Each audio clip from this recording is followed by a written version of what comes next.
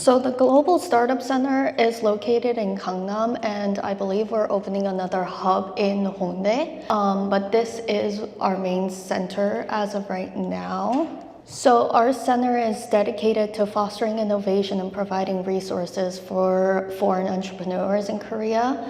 And we understand that for the most part, funding and getting their ground set up is a difficult process, especially regarding the visa. So our biggest aim is to really help foreign founders with that.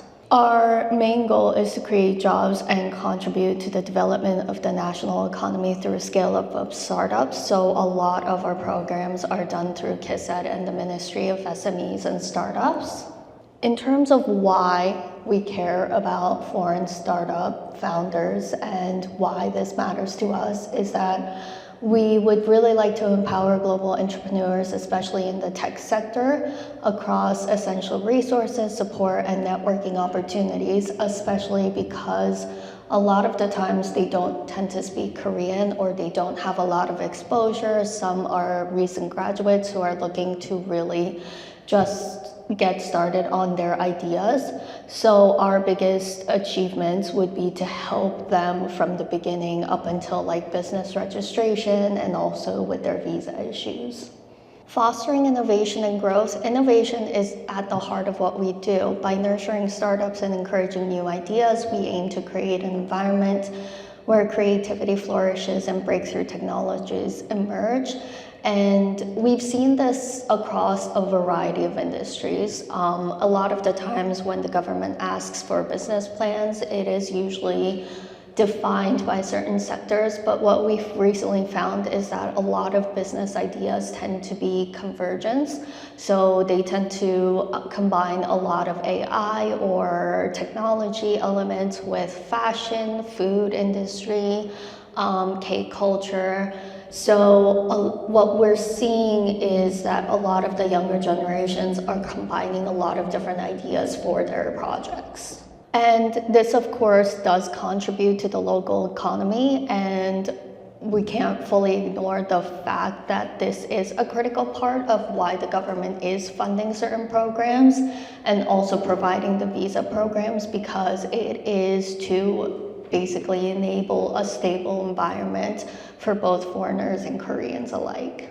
Our GSC programs are run through the year, and if you scan the QR code there, that should redirect you to our Luma page where our events are posted.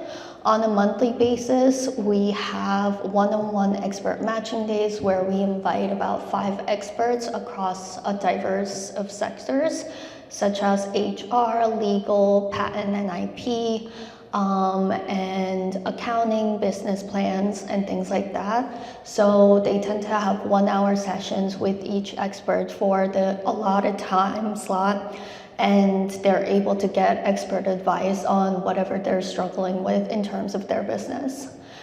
Our community lounges are run by our community leaders. We have 4 at the moment at the Global Startup Center, and these are founders who have background from K-Startup Grand Challenge or other events, and they've been in Korea for over 5 years, some even for over a decade. So they're able to run these community lounges and really help foreigners understand the struggles and how to get through them.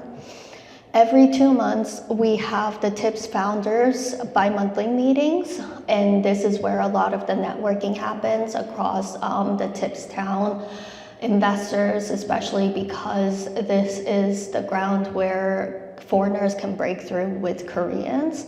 And every Thursday, we have the Startup Navigator that's run by Kulab over here, and basically it's a help session on a weekly basis for people to get help in their business plans, what to modify, and how to get things off the ground. In terms of upcoming events, we had the same events last year. So we had 2 hackathons last year and 1 job fair.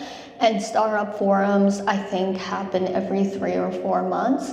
And basically, these are key events where networking is a big part. People are able to meet new people.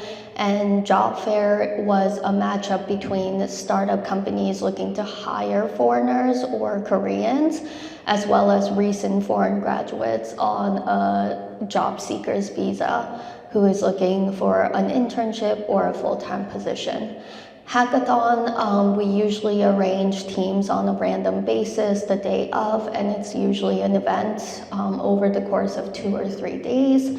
And the forums are more of an educational event. So this is our space.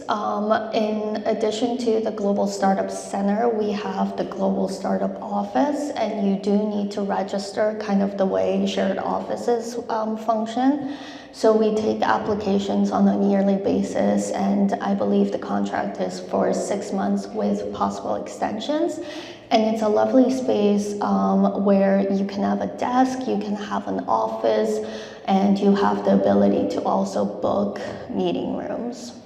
These are the different facilities. So if you look on the left, those are our phone booths and public space.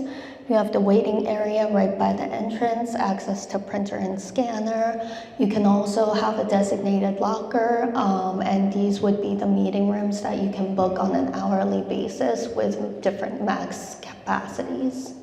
The non-Korean commercialization program is a 10 months program that we are doing at the center. And so these participants are selected. I believe there are 10 startups that are selected each year. And their funding depends on their business model, but they're usually in the 40 to 50 million won. This is really to help startups kick off their essential needs financially, especially because they don't have the same opportunity as Korean founders in terms of presenting their ideas or even getting a chance to attract foreign investment.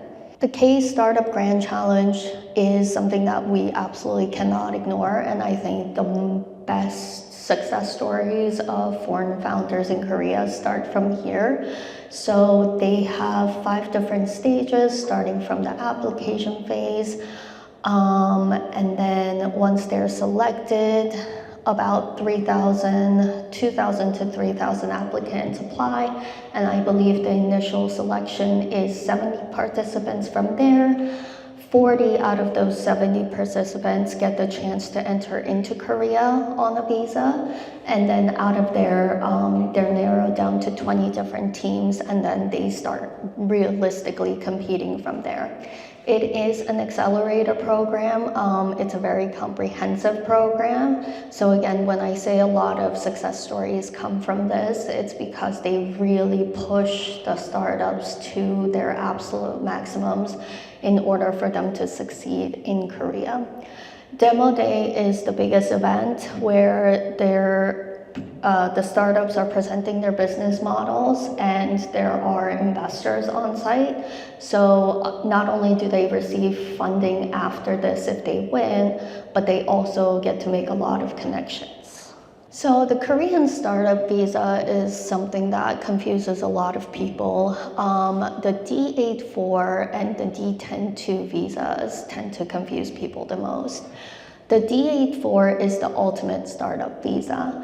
And so track 1 is to go through the Oasis program in order to gain 60 points, and I'll explain that a little later.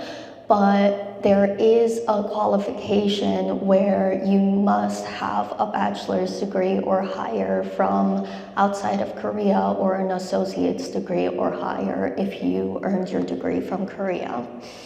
The program itself, again, for 60 points, you do need to complete not all 9 modules, but a couple of them in order to gain the points, and then you're able to apply for the visa. The second track is the special visa track, and what this is meant for is, this is meant for applicants who do not qualify in terms of their academic qualifications, but have really innovative business ideas and business models. So what this is that it completely bypasses the academic requirements, but their business models are submitted to the special committee for a letter of recommendation that they can then take to the embassy or an immigration office, either in Korea or abroad, for their visa. This is the different Oasis modules.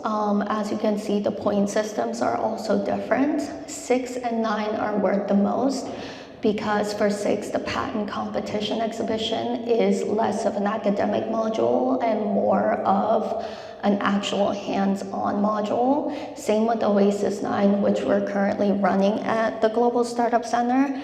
This is also an accelerator program. So this has a designated fund, about 10 million over the span of 3, almost 4 months for their spending period. And our biggest aim is to get started on the visa process, business incorporation process, whatever else they need in order to get a D10-2 visa or a D8-4 visa by the end of it. The other modules are more of an academic program, so they have a certain number of hours that you need to listen to specific courses, and you end up taking exams in order to receive the certificate as well as the points. The point chart, and for most of Oasis, this website, which the QR code leads to, is the most helpful. Because what it does is it lays out exactly what you need. So you need to fulfill one of these, and we do tell people the easiest thing that you can fulfill is a design patent, but it really depends on what your qualifications are. So if you've done Oasis 6 or 9, this would qualify. If you are a professor or researcher with an academic institute in Korea, or if you've secured an investment of 100+ million Korean won, this also would give you an edge. So you just need to fulfill at least one of these for the D8-4. The special visa program, again, this is the track 2 program, where this is more based on a visa idea. So just to give you an overview, track 1 goes through the Oasis program, and you need to complete at least one program module to qualify for a D10-2. You need to register a patent as well as incorporating for a D8-4 visa. However, if you take track 2, which is the D8-4S special visa, you go straight into the visa without going through the Oasis program. This is our community finally. On the left, we have our startup website, and the QR code for that is at the bottom.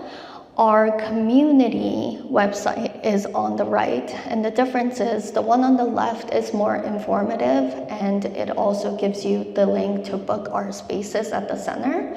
The link on the right is where our community leaders post, as well as community members. And it's a very interactive platform where people might be looking for translators, business ideas, developers, and things like that. And our events are also updated there. So the QR code to access that and join our community is on the right. So this is the conclusion. If you have any questions or concerns, please contact us at the email on the screen. But otherwise, I think that should be good.